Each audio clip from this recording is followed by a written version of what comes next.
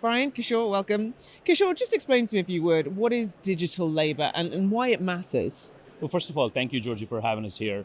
Um, at Salesforce, for the last 25 years, we've been in the business of helping our customers make sense of their customers' data and action on it. And I think this whole digital labor and this agentic AI is the next iteration of it. Where think of it as AI and automation technologies that mimic human behavior and act in conjunction with humans to fulfill the business tasks. So, for example, on Sundays, most businesses are shut down here in Barcelona. So imagine a digital agent acting as a human agent providing help. Or my favorite example is there's a company called the Endeco Group. You may have heard of them here in Europe. They're one of the largest talent agencies in the world.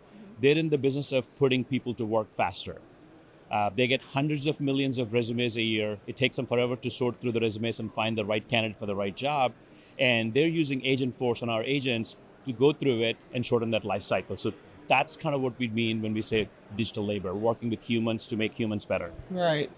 Bryan, AI is everywhere, but not every company is using it to its greatest potential, let's put it that way. What can companies do? Where are they getting stuck, do you think, primarily? Yeah, it's a great question. I mean, we know from some research that we've done recently that nearly everybody believes that there's value in AI, but only about 25% are actually seeing tangible results. And so we see them getting stuck in a couple spots. One is that they're really taking on too much. We actually want clients to be focused on a couple of very specific use cases that can drive the most value. And that's really what the leaders are doing.